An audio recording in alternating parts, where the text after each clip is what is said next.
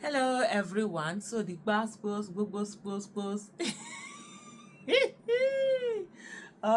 Vancouver. The gbos is all going on, and so I'm here to do the army but I will follow the army but even if it's small by small by small.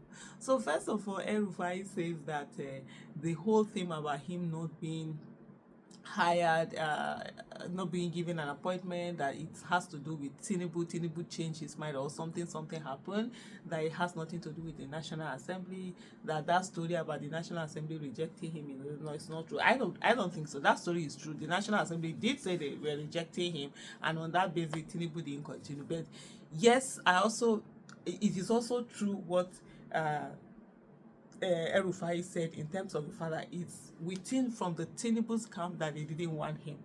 So it's not because of the National Assembly, because the National Assembly is even less, it's less than a rubber stamp. Anything worse than a rubber stamp, that's what it is. So anything that Tinubu wants, he will get it from them.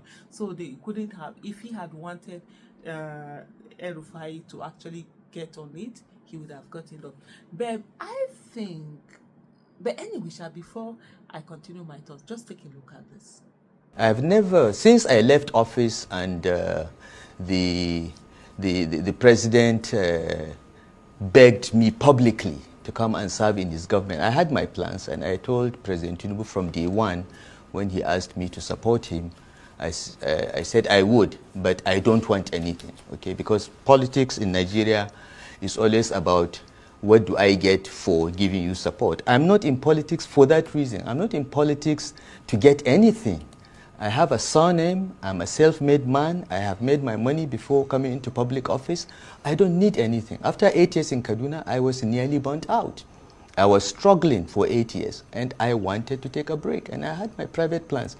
The president publicly appealed to me to put my plans on hold, and through 2 months of negotiation, we finally agreed that he would nominate me as minister, and there were certain conditions I attached to that.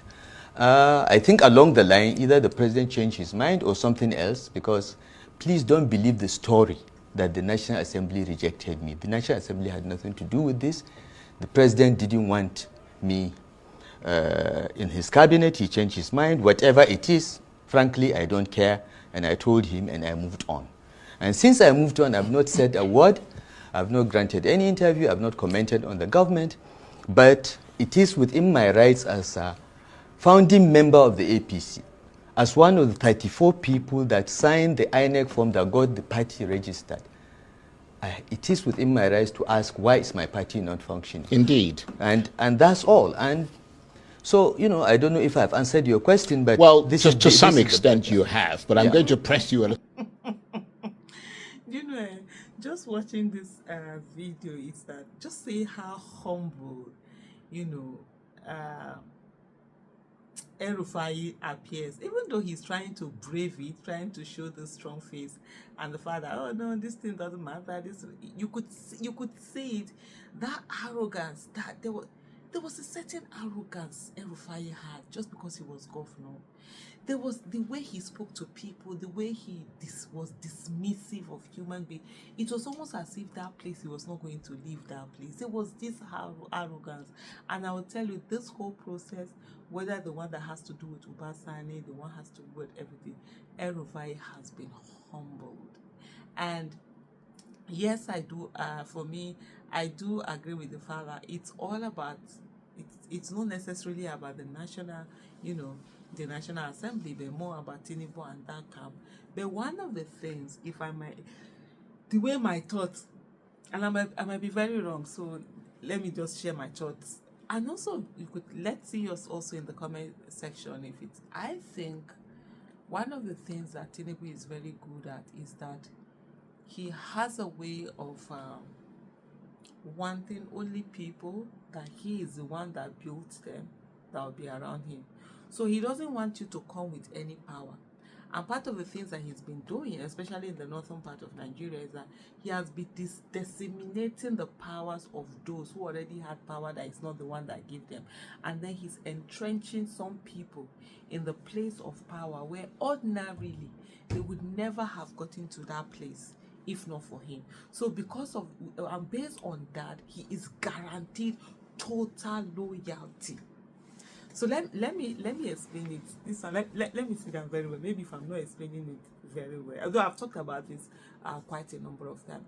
For example, as far as uh, Tinubu is concerned, El-Rufai is sort of like a threat in a way, because El-Rufai, he's not the one that made El-Rufai. So if he talk one, El-Rufai will talk 10. And then you know how El-Rufai is with his arrogance or whatever. When he gets into office, he's probably going to build a base and all of that. But you see, like an Ubasani right now, it was El-Rufai that sort of like made Ubasani, right? Put him where he is. And that's one thing that people usually don't understand, is that the fact that you've done something good for someone, it doesn't mean that the person will be 100% loyal to you. Sometimes the person is even resentful, because as far as that person is concerned, whatever it is that they have is based on you. And there is sometimes resentment come, even though people just assume that, oh, the moment you've done good for someone, the person has to be there. So there's that thing between Ubasani and El-Rufai, knowing that he did. So by Tinubu coming now and, sort of like taking Ubasani on, Ubasani will be like loyal to him, sort of like 100%. And then it goes on like that. It's a whole lot of drama, but for me it's just the funny side. Why El-Rufai is jumping up and down from one place and the other, because he's jumping up and down on social media, responding to all the tweets and whatever. Let him also tell us what he has done with Dadiata, because Dadiata since 2019, it's been how many? So that's like, oh, this year will be the 6th year that Dadiata has been missing. Who was a critic of El-Rufai, and there were even some tweets that his son had made, which was alluding to as if somehow they knew what happened with him. Dadiata was abducted from his house, and this is the time to talk. And these people just don't realize that power is so transient. It can go away. Today na you, tomorrow uncle, no be you. We never reach anywhere. Just barely 2 years out of office, now they cry up and down. They cry. Somebody that was doing alpha and omega just yesterday. No, Anna, we there here. Me still they talk. One day, monkey go market. Monkey no go come back. That day, it go shock all of us. All of us will be so shocked. That's what we'll be saying. We thought Nigerians were docile. We thought Nigerians were docile. Because the push people have been pushed to the wall. Thank you so much for watching, and